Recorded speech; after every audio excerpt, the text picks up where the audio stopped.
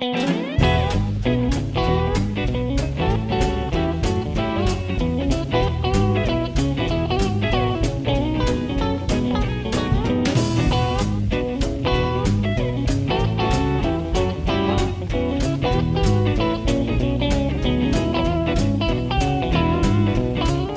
to Incredible Records. This store is now 27 years old, and if you're looking for something, I can usually find it.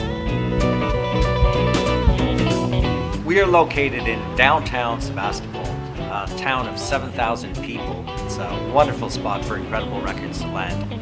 You'll find subgenres of classical music, of jazz, of folk, of blues, of rock, of world beat. And this sublimates my musical heart and my musical soul, and people just gravitate, and they know when they pick something out of here that has my full stamp of approval.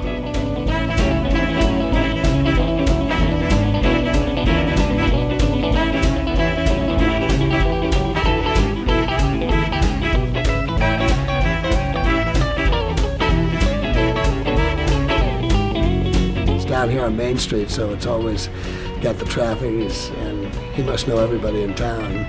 He's one of the best salesmen I've ever met. You know, he's talked me into buying good stuff, and he always leads me to something really cool. So it's really nice. He's a pretty incredible guy, and the stuff he's collected over the years is just simply amazing. Over here are the drawings that Jim Morrison did when he was 14. I got them from his best friend that used to draw with him in Alameda High School. Over here is a guitar, one of the guitars I played, American Woman. It was given to me by Randy Bachman. That's one of Bruce Springsteen's tour jackets, and very few copies of these are made, and it's a very rare jacket.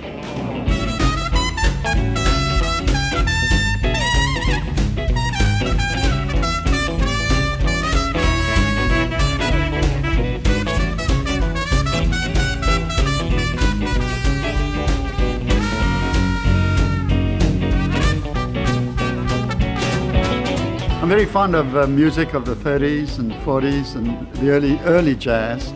So given that kind of interest in early jazz, and then you come to a record store like this, which has a fabulous collection, and so I just would come here as a regular. You might call it an addiction. I'm fighting it, but I think I'm losing. I'm wearing this shirt, music is life and the rest is details. I don't really know what that means, to be honest. It can mean anything to anybody, I guess. Oh my God, music to dance, to bring back a memory, to evoke a mood, and music is healing. You go through different traumas. I always prescribe music. Music is totally essential to life. Hi, my name is Jeff Connerton, and I've been coming to Jonathon's store for about 10, 11 years since I came to California. I'm from the East Coast originally, and as soon as I walked in, I felt right at home. It's the best record store around, and where else could you find the littlest outlaw? Now come on, folks, think about it. And every time I come in here, Jonathon always has something to say, and it's almost always relevant to about something or other. It's just a great store. He's helpful, he's knowledgeable, and he's a heck of a lot of fun. And it's just it's the place to come. And so there you have it. Music is the sinew that binds my life with passion. I'm intertwined with music, and it's interesting because I can't play really anything. My guitar playing's mediocre. I play a pretty good blues harp, but I can't really tell the notes from the other, yet I'm so involved in music that I can't imagine my life going on without hearing something great.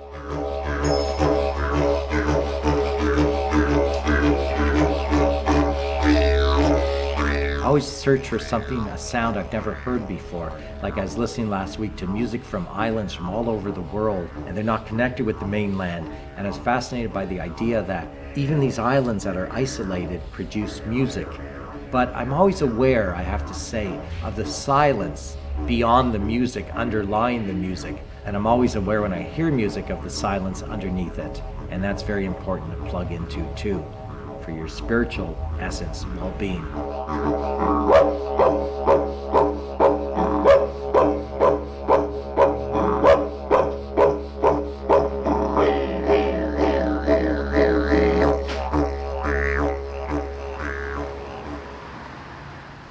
Sarah, welcome. Hey, Jonathan, how's it going? Good. Got some CDs if Great. you want to check out. Anything new? Yeah. I got some great stuff for you. Okay. This section's all independent folk artists. All came in used, so there's probably 100 CDs in there. Check them out. Awesome.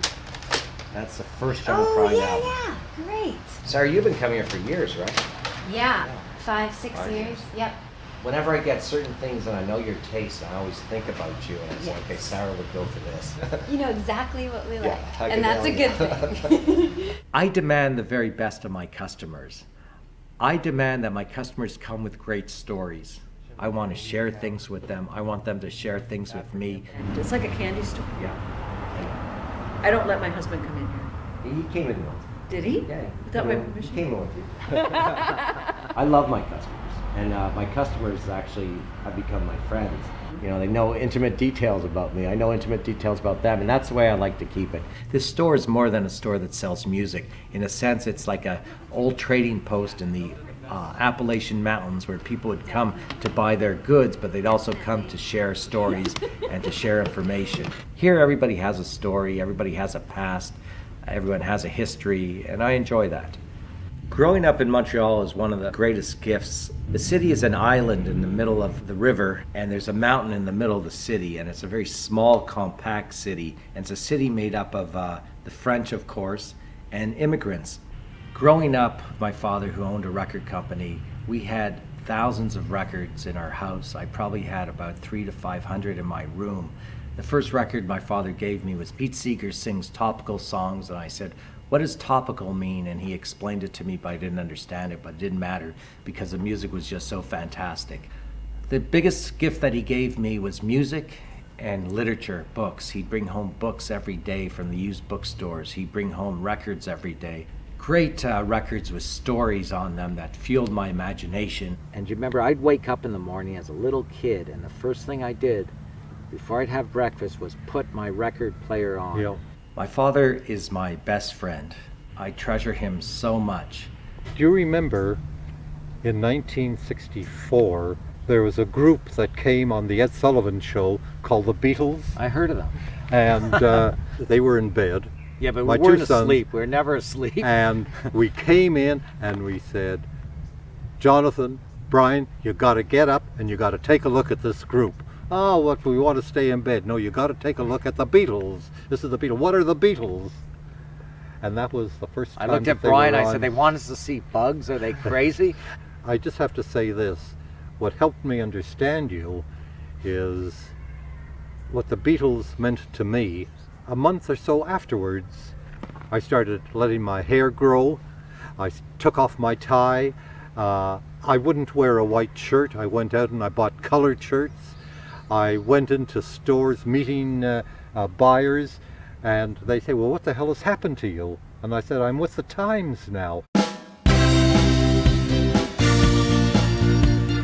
We are stardust, we are golden, just like the Joni Mitchell song about Woodstock. I was so excited to get to Woodstock. This was going to be terrific. I was 15 years old. I remember vividly my mother at the top of the stairs and the duplex apartment they lived in as I was leaving for Woodstock. She's screaming at me, you can't go, you're gonna get into drugs. With her wailing behind me, I got on a bus to Woodstock.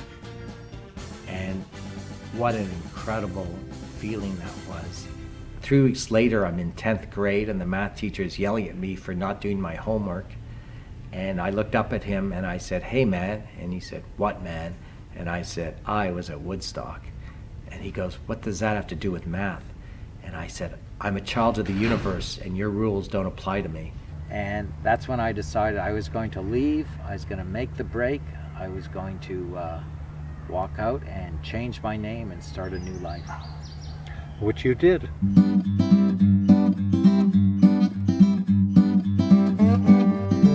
There was why I left home was that there's a thirst in me, there was a sense of adventure. The 60s were happening and they provided a great excuse for me. All the books I had read spoke to me of romance, of adventure, living this incredible life.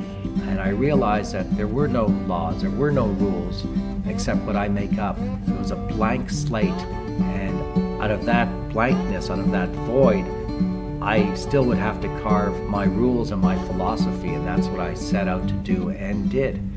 I realized I had to reinvent myself, and Jonathon was a name I wasn't comfortable with. It bespoke my Jewish heritage, but I was going to be bigger than that, I thought. And I gave myself the name Huckleberry. I was going to grow up through my own tutelage of the rules of the street and the road and whatever life is going to throw at me, and I was going to give myself to that greater life experience. Just left home, reinvented myself with a new name, declared myself an orphan, by the way. I told everyone I had no parents. I was from New Mexico, and I was an orphan that was raised in a circus, and my name was Huckleberry. And everyone just accepted, whatever. And I used to say my name was Huck LeBerry, my father was French, and my mother had a sense of humor. And people believed me for years. It was just a joke. Huck LeBerry. And used to get letters to Huck LeBerry. That's right.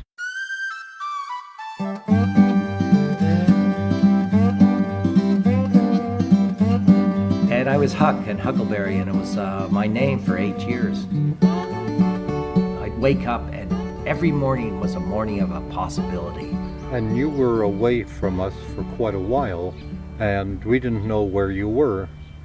And I was up in Ottawa, and there's a newspaper that they, this particular... It was the underground newspaper, the Georgia Straight. Yeah, well, they were selling it, and they said, "You want to see the latest Georgia Straight here in one of the stores?" So, sure. And there's my son, Jonathon, on the front cover, and it said, "Power to the people." And I said, "That's my son. I haven't seen him for a while." And it was quite something. On the streets of Vancouver, there were like 10,000 hippies, and it was incredible, and they just accepted me.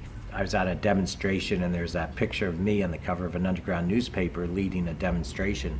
It was Mummy's brother and wife who said, "You know, if it was our son, we would disown him." And I said, "What do you, something that I couldn't believe. To disown your son because of free thoughts, and he's going through a stage, but look at the era that we're living in. The world has never seen an era like this before." I felt that my life was going to take on a larger sense, and I was destined for certain things. But sometimes you were just a little bastard. Oh, I know that. That goes with the territory. I lived in communes for years. Communal life was, we shared everything. And there's probably about easily 15 to 20 people that would come in and out of the commune, and people would come from other countries and other communes and crash at our place. And it was a very vibrant community within the house. And I remember one night there was a knock at the door, and it was another commune, and they were from the Logos commune doing the underground newspaper, and they had decided they had enough with the paper, and they're all leaving to Vancouver Island to form a circus, and they wanted to know if our commune would take over the paper. And we excitedly made plans to become editors. All of a sudden, overnight, we became editors of the underground newspaper called Logos. Over here is a copy of the underground paper that we did in Montreal. It was the Logos paper. We made it look like the Montreal Gazette, but we changed the G, and we put the headline, "Mayor shot by dope crazed hippie." The mayor had to go on TV to say that he was not shot, and people started being hippies up on the street, and pandemonium occurred. But if you open it up, it was all psychedelic drawings and layouts and overlays. And what's interesting about Logos, the underground newspaper, is that we're very democratic, very communal. We had a room in the house. We had 8 rooms, and one of the rooms in the house had a dresser, and in that dresser was all the money that the newspaper made, and it was just stashed in this dresser drawer, probably thousands of dollars. And our motto was, "Take what you need, not what you want." The cops are coming in and arresting us all the time. They had this penchant for kicking down our door, and they were targeting us because we were a political newspaper. We were pretty outrageous in what we said and did, and our landlord would get angry about the door being kicked down, and he'd have to replace the door all the time. I remember one time I was sitting outside on a ledge eating granola and watching the traffic and thinking about what I wanted to do that day, and I saw 2 paddy wagons pull up in front of the commune, kick down the door and race in, and I only had time enough to say, "Hey guys, we're getting busted." And they came in and they took everybody in the commune away and left. They didn't realize I was on the ledge. And that was just another day in the life of the commune. But anyways, the landlord was angry that he came to see us about the door being kicked down. He'd have to replace it. So we decided to get together and we marched down the street in a procession. And I remember we had a flute and we had a drum and we marched down to the Montreal police station. We presented them with this key in this little box with some fluff in it. And we said, here's the key. And they said, key for what? And we said, the key to our commune. You can have the key because our landlord's getting angry that you keep busting down the door. And they said, get out of here. And they wouldn't take the key from us. And they just loved kicking down our door. I guess it was that, I don't know. They got their exercise that way.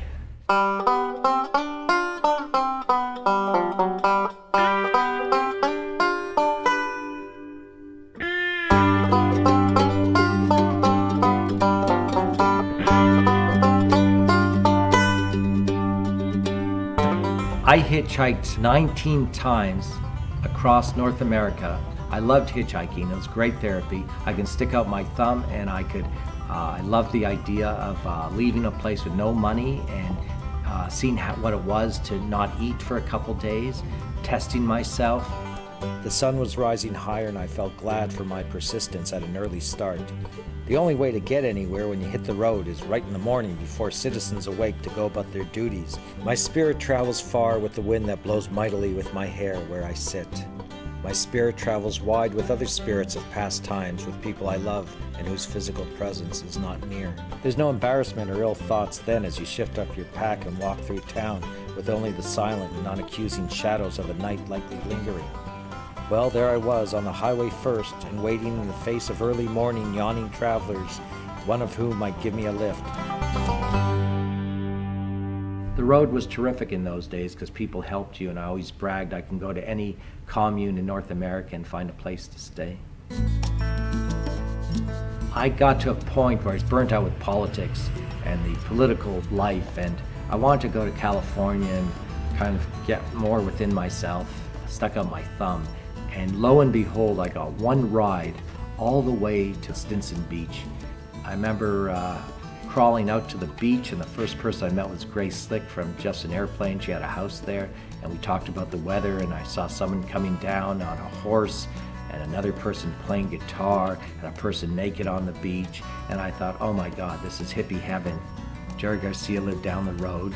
I went up to him, and I got a job working. He said, what can you do? I said, what do you need? He said, gardener. I said, I'm your man. And I also got a job with Ron Racco, their manager, lived down the street gardening. And I have to say right here now, I was the world's worst gardener. And by the way, I wasn't the gardener for any marijuana. Let's get that straight.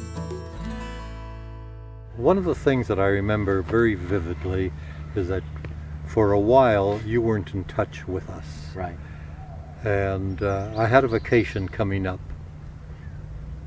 So it took Mummy and we went into Vancouver and then we came down to San Francisco. We know that he's in the area around San Francisco. Let's go and let's see whether we can find him. We had no idea. And you knew I had talked about Stinson Beach a lot. And that's all we knew. And as I was driving, there's a hitchhiker on the road and we stopped. Where are you going? I said, I think it's Stinson Beach, but I'm not sure. He says, okay, that's where I'm going, and I'll be able to give you directions. And on the way, he says, what are you coming into Stinson Beach for? I said, well, we're looking for our son. His name is Huckleberry. Do you know him? So all of a sudden there's silence, and the fellow says, well, what do you want with him? And we said, well, he's our son, and we love him, and we haven't seen him for a while, and we want to visit with him. Oh, do you wish him any harm? No, we don't wish him any harm. And okay, and as we get into Stinson Beach, he says, well, just 1 second, just stay over here for a second, okay? Because I just have to go up and see someone, and I'll be right back. Then a girl comes down and says, oh, you must be Huck's parents. I'm his old lady. That was my girlfriend, Star. Says this young girl. I was actually working for Garcia and trimming a hedge, and I was way up on top on this big ladder, and it was midday, and I heard my mother call my name, and I thought, okay, I'm getting heat stroke because my mother is 3,000 miles away. So I ignored the voice and I kept cutting, And then I heard my father calling my name, and I go, God, the sun is really getting to me. And then I heard Star call my name, and I turned around. There were my parents and Star, and it was a total sense of unreality, because all of a sudden my former life and my present life came together. I hitchhiked out of Stinson Beach with $100 in my pocket. It was 1975, and I felt I was the last hippie in the world, and I had to explore other things. The hippie thing was too confining for me. And I realized life is short, and again I realized life is short, and I had to change direction. And I looked at life as this tree with many branches, and I was going to explore every branch on the tree by the time I was finished. And that meant doing things I normally wouldn't do, like cutting my hair and putting on a suit and tie and going out there in the world. I was helping my father out. He gave me an opportunity to distribute bluegrass records in Alberta, and I was very successful in that. And I had this idea for children's music, and hippies were growing up and having kids, and I felt that the only thing out there was Disney and they needed something more. And a year later, I kept looking for that sound that I was hearing in my head. I met the group, Sharon Lois and Bram, and I guaranteed them 10,000 records to press. I figured my father's company would sub-distribute it throughout Canada. The record got gold and platinum status, and we sold 100,000 copies that first year, and it became a raging success, and I was able to give my father, share with him, his first gold and platinum record. After I left the record company, I wanted another adventure. My adventures were not done by any means, and I decided to emigrate to Israel. I picked up the phone, I called up my father, he's working in Montreal, and I said, Dad, I need you to come out here and see this sunset on Mount Tamalpais. And he said, what are you doing? Are you crazy? I'm working here. I said, Dad, I'm moving to Israel, and you might never see me again. I'm joining the army, and I need you to fly out here right now, because the most important thing in our lives right now is to see the sun over Mount Tamalpais. And my father picked up the phone and got a plane ticket to San Francisco.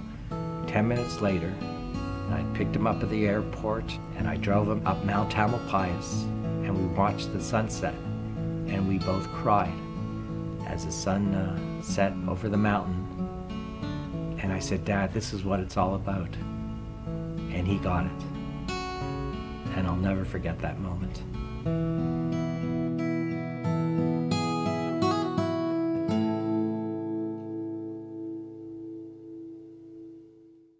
Joining the army was probably the hardest thing I've ever done mentally, if not physically. But the mental thing was getting your attitude around being part of this military unit where I had always been a freewheeling lifestyle type of hippie guy. They put me in a unit of new immigrants. We underwent basic training, and I donned a uniform, and I said goodbye to my former life, and something went through me, something changed, something I kept bottled up inside. All the Zionist camps I went to, the Jewish upbringing I had, the Jewish school I went to as a little boy, all those feelings welled up inside me. I wanted to be trained in Israel, that if anything ever happened, I could just jump in there and help. They threw a gun in my hands and taught me how to use it. When I got it, I was trembling. I don't like guns. I despise them. But here I was being given one, and I had to learn to adapt to it. And I realized the power of it. I realized the evil of it. But I had to harness that power and use it for good, for the defense of the country. The idea for the record store actually started in Israel. There I was doing guard duty up near Lebanon, and I was sitting there thinking, I'm getting out in a month. What do I want to do now? And this idea was open-ended. This idea was a little ball that I was going to take. I was going to take this ball and I was going to throw it out there into the world, and I was going to follow that ball and watch as it gained speed and see where it went. And thus, Incredible Records was born.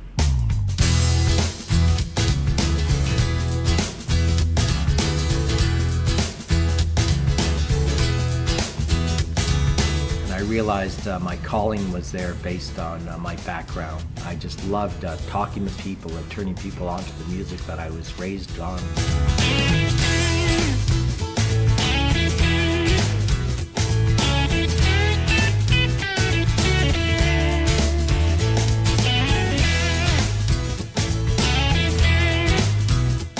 Incredible Records is a collector's paradise. It's a corner of Bohemia in Toronto. It's a panoply of musical tastes, collections, and it's an explosion of color and visions and a lot of my history from the 60s.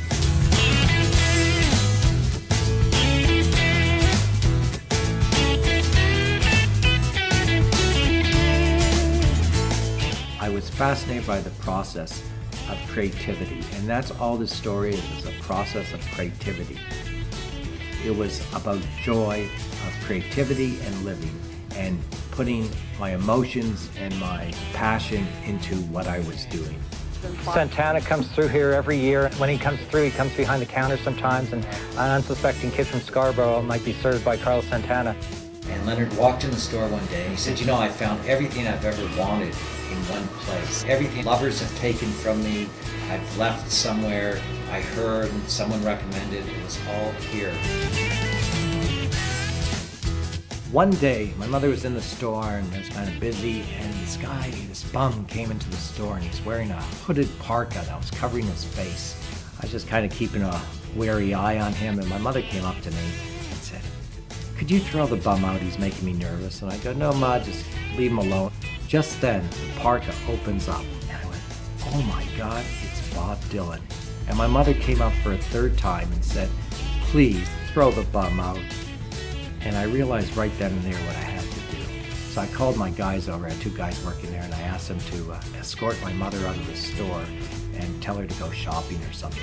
And so they escorted my mother out of the store, and her protesting. I am totally angry at this. You are throwing me out of the store. And they go, sorry, boss's orders. So they ushered my mother out of the store, and finally, there I am, Dylan.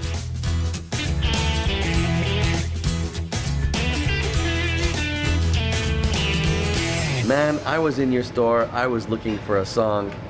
I was 18 years old and I had to have this song. Because you were in love with this girl. I was in love with this girl and I didn't know what the record... And I thought, poor bastard. You know? I was a poor bastard.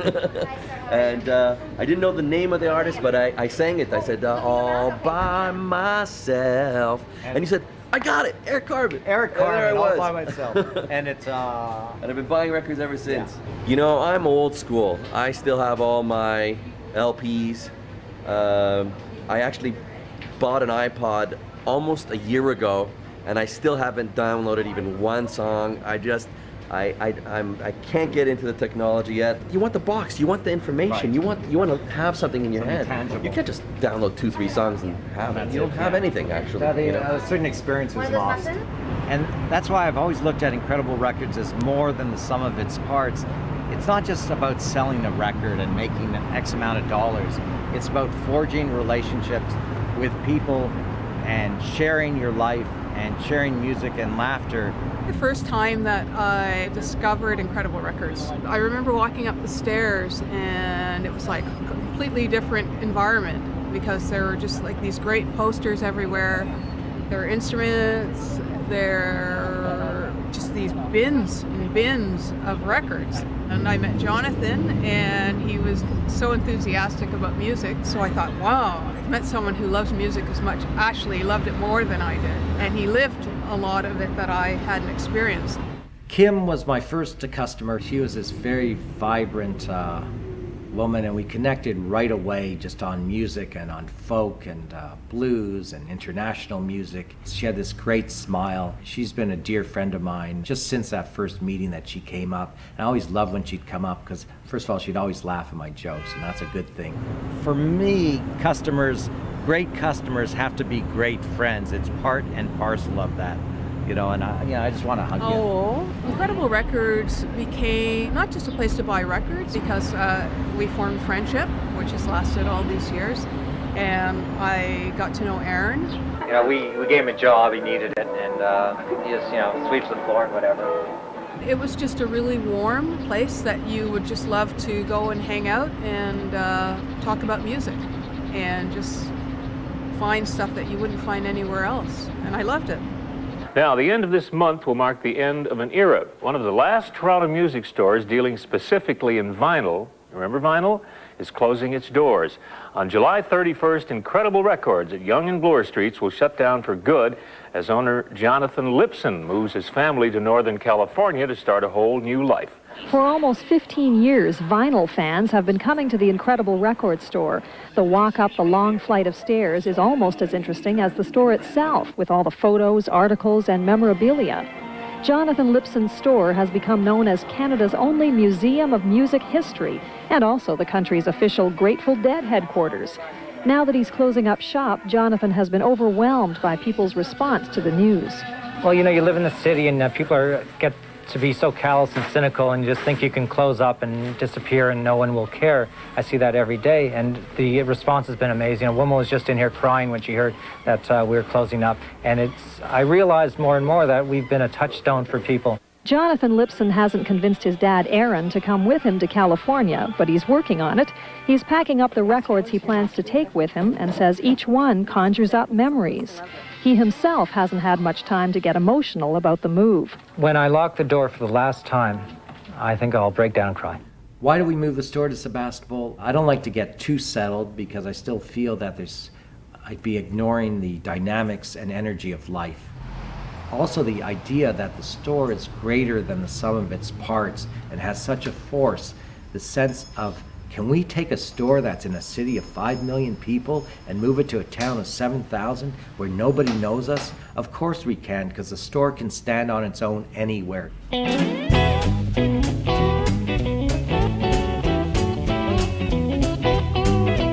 Well, the first time I met Incredible Johnny, we just kind of had an instant connection. Johnny said, well, I'm opening a store. I can't tell you what it is, but it's going to be really cool. And so he was kind of hiding what it was, and he'd tell me where the place was. And he had newspapers up on the front window so nobody could see what was happening. And then when he opened it up, sure enough, it was incredible. I lived in New Jersey at the time. I was working there. And there was a store in Toronto. I mean, this is far away from New Jersey, but I'd have to go to Canada every now and again on business. And so I found this store, and they had an enormous collection of really good old records. And there was this elderly gentleman who turns out to be Jonathon's father. And he was very knowledgeable and very helpful, and I bought a lot of records from him. And I had a little problem because these LPs were a little too big for my suitcase. And then when I moved out, I retired, and then I moved out here, where I continued to collect, and lo and behold, I found this record store, a CD store, and I started to come here on a regular basis, and I built up a very large collection, again, through Jonathon. So it's a very interesting way our paths crossed twice on both sides of the continent. Well, one of the great things about Jonathon is that he not only sells records, but he really promotes music, and he's had lots of great live shows in here, and there have been a lot of great music just in his little corner here, and people show up and pack the place. It's pretty amazing. All of a sudden we got a nightclub here. 1, 2, 3.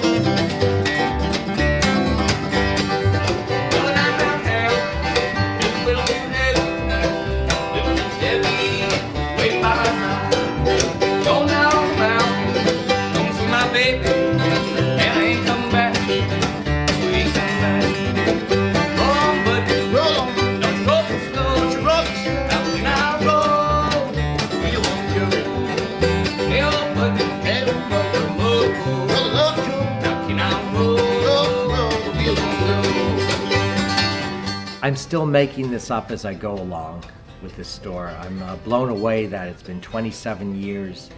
I think a store like this is really needed. And this ball that I'm carrying is still this magnificent ball that's still very lightweight to me. It's still bursting with creativity, and it's a wonderful feeling to have been on this journey. Hey, oh, buddy, don't roll the snow.